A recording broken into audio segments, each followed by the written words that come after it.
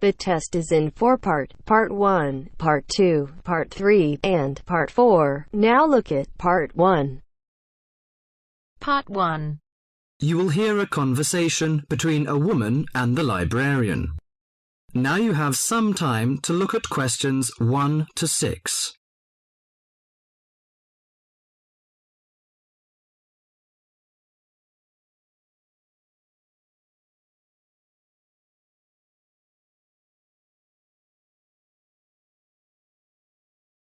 Now listen to the talk and answer the questions 1 to 6. Good morning. Good morning. Can I help you? Yes, I'd like to join the library. We're new to the district, you see. Certainly.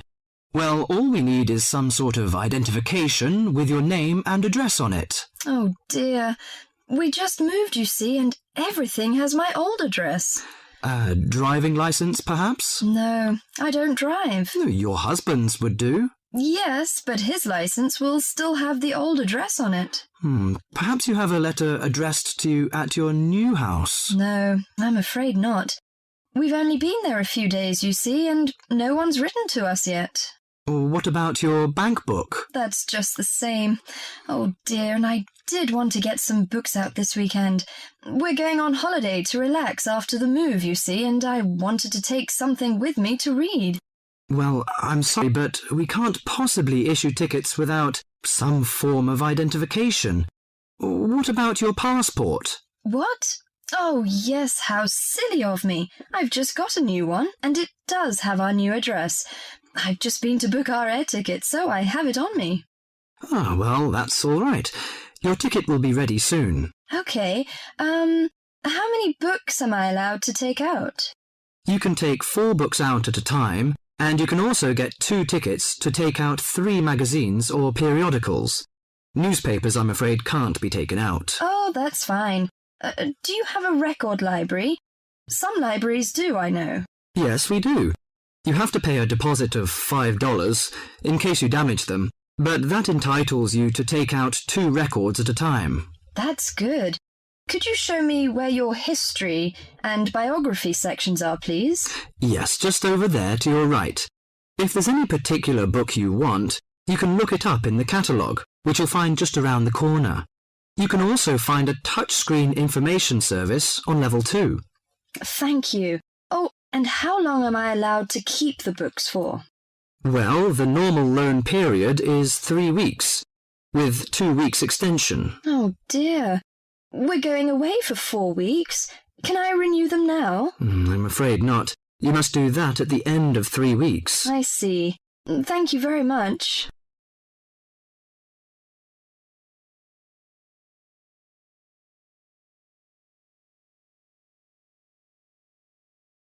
Before the talk continues, you have some time to look at questions 7 to 10.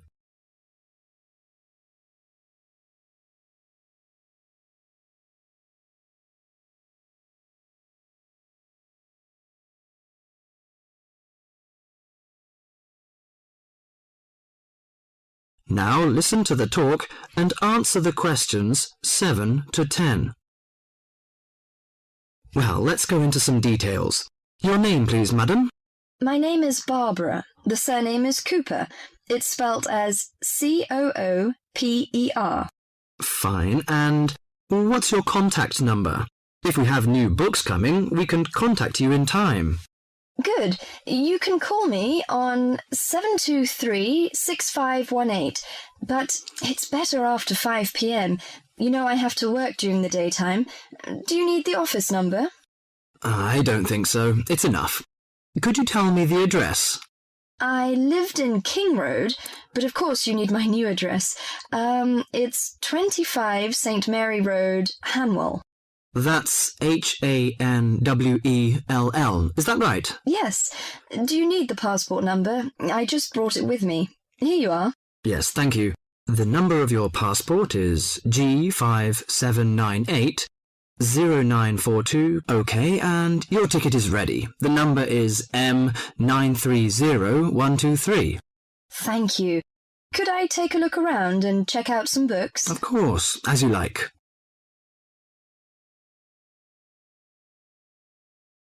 That is the end of part 1.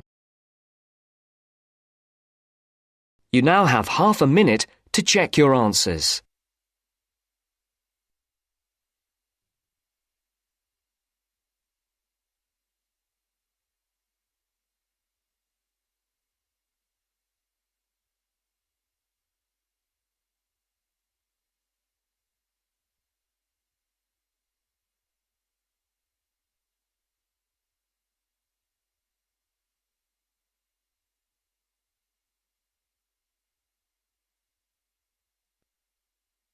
Now turns to part 2. Part 2. You will hear a conversation between an Ielts candidate and an Ielts administrator.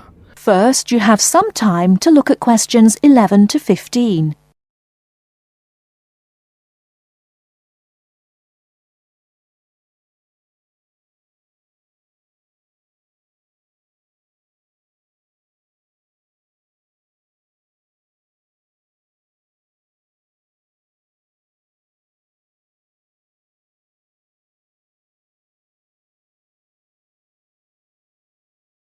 Now, listen carefully and answer questions 11 to 15. Good afternoon.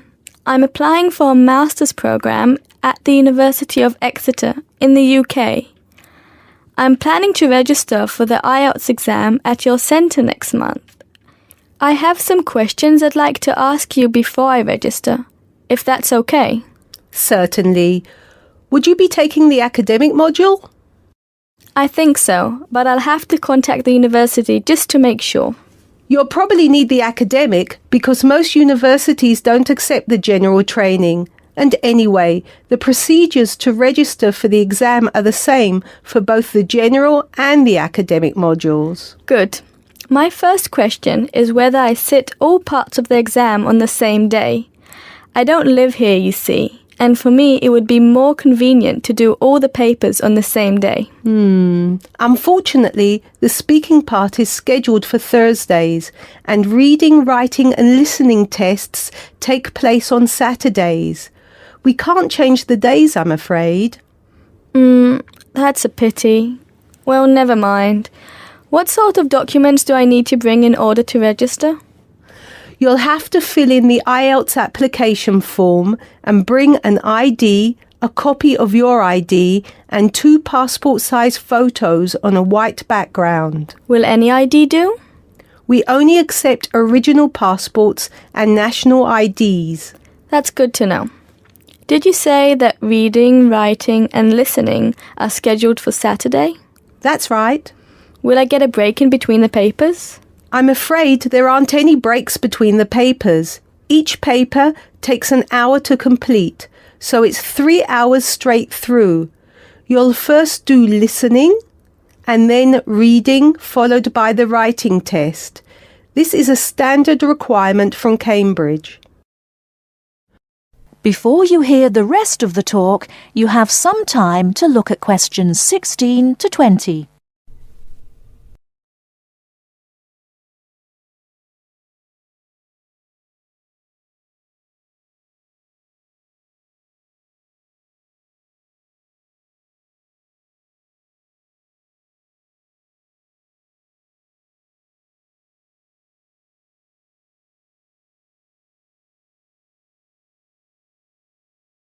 Now listen and answer questions 16 to 20. Okay, and how soon after the test can I pick up my results? It takes 13 calendar days for the results to be processed. Can you let me know how much it is and the form of payment? The examination fee is $200. You can pay by credit or debit card. We also accept checks. We only accept cash as a form of payment in exceptional circumstances. And one last question. Can I mail you the application documents? Certainly. You can send all the documents by registered mail to our address, 47 Clover Place, New Rochelle, New York. Could you spell New Rochelle for me, please? Certainly. New Rochelle. Could I have the zip code as well? Sure. Our zip code is 10806. Thanks. You can also email us at inquiry@examsmail.com or phone us at 325-9082. I think that's all. Thank you very much for all the information. Bye. You're welcome. Goodbye. That is the end of part 2. You now have half a minute to check your answers.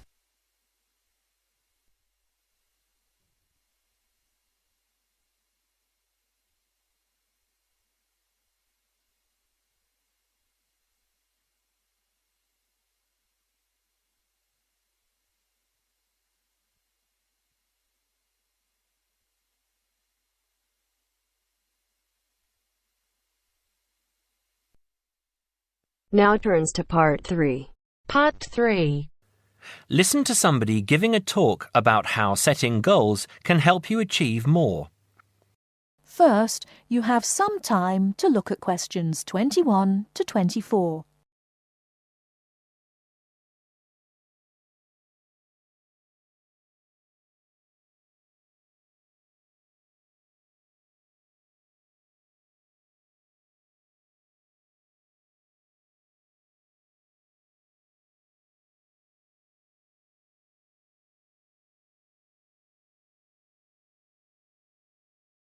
Now, listen carefully and answer questions 21 to 24.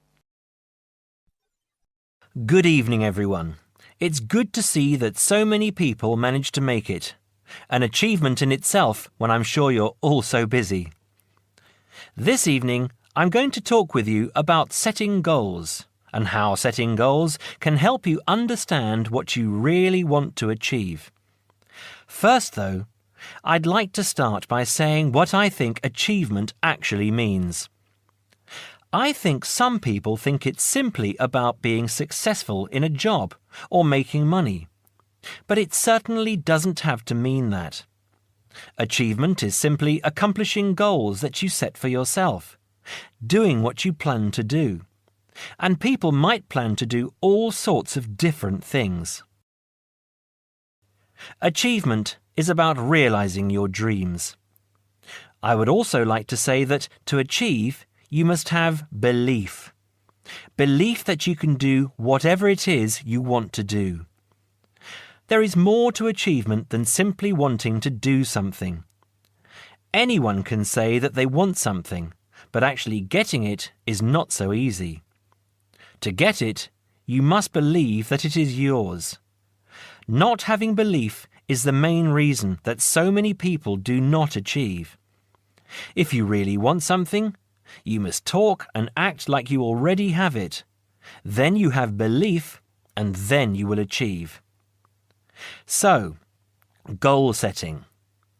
Goal setting is about imagining the future and then turning the dream into a reality. Setting goals helps you to be clear about what you really want and helps you concentrate on getting what you want. Setting goals will help you see what is stopping you from knowing what's important. And because achieving goals makes you feel good, you will be more confident and succeed more easily. Goal setting is something that all achievers do, whether they are high flyers in business or successful athletes. It is important that you set both long-term and short-term goals. First, you need to have an idea of what you want from life. I call this the big picture. Then you break this down into a number of smaller goals that you need to achieve in order to achieve the overall goal. As I say, the first step is to see the big picture. Think about what you want in the next 15 or 20 years. Doing this will influence all the smaller goals that you set yourself. Before you hear the rest of the talk, you have some time to look at questions 25 to 30.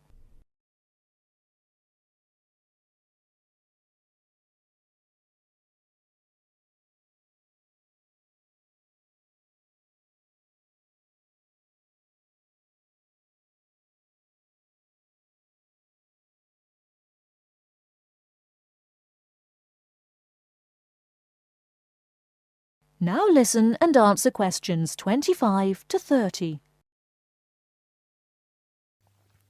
You need to think carefully about different areas of your life and how they influence each other. You should identify the important areas of your life and try to set goals in each of those areas. Here are the areas that most people want to focus on, but remember that everyone is different. First, think about your career. How important is your career to you? Do you want to be a manager or run your own business? Or are you happy working for other people? Connected to this is the financial side of your life. What sort of income do you want to have? Is wealth important to you? You need to think about long-term relationships. At what age do you hope to be married? Do you want to have children? How much time do you want to spend with the people you love? You need to think about your health and how that could change what you can achieve. How will you stay healthy as you get older? Do you do anything that is not good for your health? And how will you try to do those things less or stop doing them completely? Finally, you need to think about your free time, your hobbies and interests. How much time do you want to have to do what you really enjoy? It is difficult to achieve goals in one area if you feel that you don't have the time to do the things that really make you happy. Now, when you have this overall picture, try to set yourself one goal for each area. Make sure the goals are what you really want and not what you think other people want from you. Of course, in life, it is important to make the people around you happy, but you must focus on what you want. Now, I will go on to talk about how to break your lifetime plan down into short-term goals. But first, does anyone have any questions about what I've said so far? That is the end of part 3. You now have half a minute to check your answers.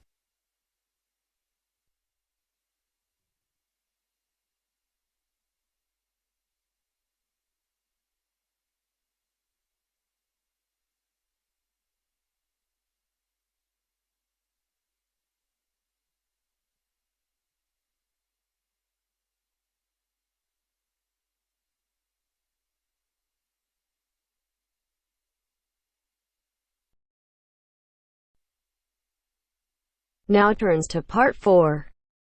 Part 4. First, you have some time to look at questions 31 to 40.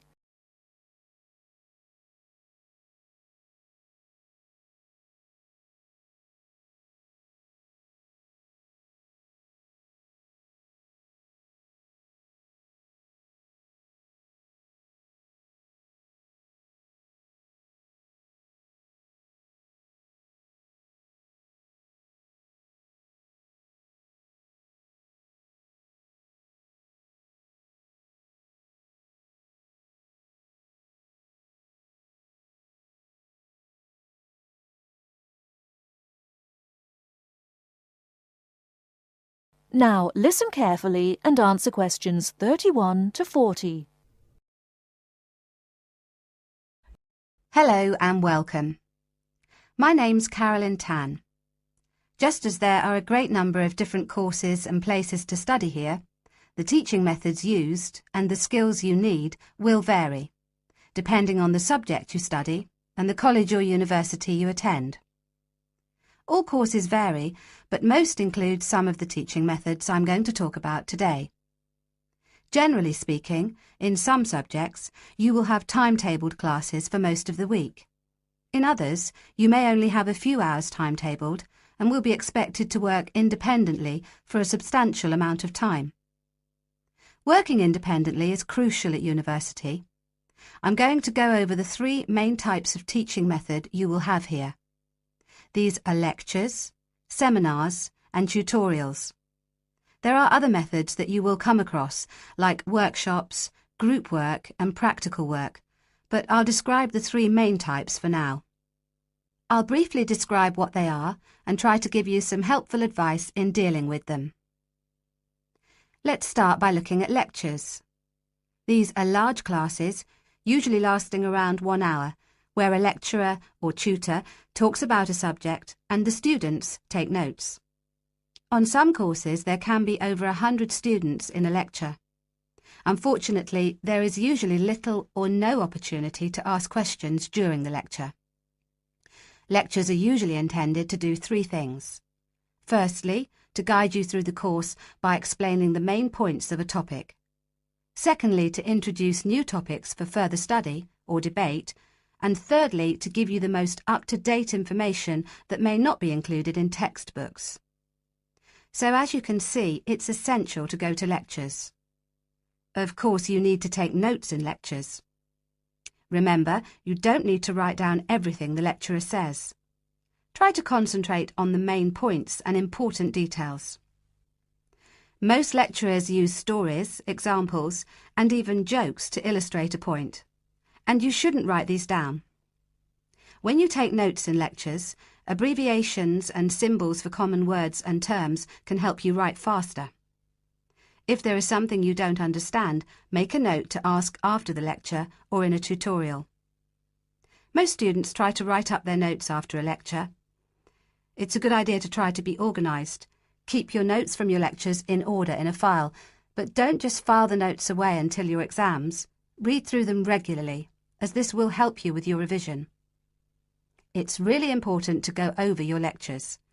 As an international student, the lecturer will recognise that you may need more help in lectures and that you may want to record the lecture on a digital recorder. If you do want to do this, ask the lecturer's permission first. They will usually agree. Finally, don't worry if you find it difficult to understand the lecturer at first. This will get easier as you get used to their style and as your English improves. OK, that's enough about lectures. Let's have a look at seminars now. Seminars are smaller classes where students and a tutor discuss a topic, and they often last about the same time, if not longer than lectures. You will know in advance what the topic is, and the tutor will usually ask some students to prepare a short presentation for discussion. Seminars are usually meant to encourage debate about an issue. This means different opinions will be expressed by the tutor and students. The aim is not for students to be told the correct answer, but to understand different arguments and make judgments about them. This process helps you learn to analyse topics critically. Some international students find that seminars can be a bit frightening, especially if they're not used to this kind of teaching. Don't worry. Many other students feel the same at first. Participating actively in seminars is an important part of the learning process, so try to contribute, even if it seems difficult at first. It is best to do some reading before each seminar, so that you are familiar with the topic and can follow and contribute to the discussion. It may help you to make notes before the seminar of any points you would like to make. If you're having difficulty in seminars, discuss this with your tutor. And finally, I'll give you information on tutorials. Tutorials are meetings between a tutor and an individual student or small group of students. These usually last between 15 and 30 minutes. In a tutorial, the tutor will give you advice and guidance on a piece of work you are doing or a piece of work you have completed, or even a problem you may be having with a topic or with study methods. You should try to ask questions during tutorials about your work or about topics raised in lectures and seminars. Well, that's all for teaching methods. I'll go on now to talk about the different kinds of examination. That is the end of part 4. You now have half a minute to check your answers.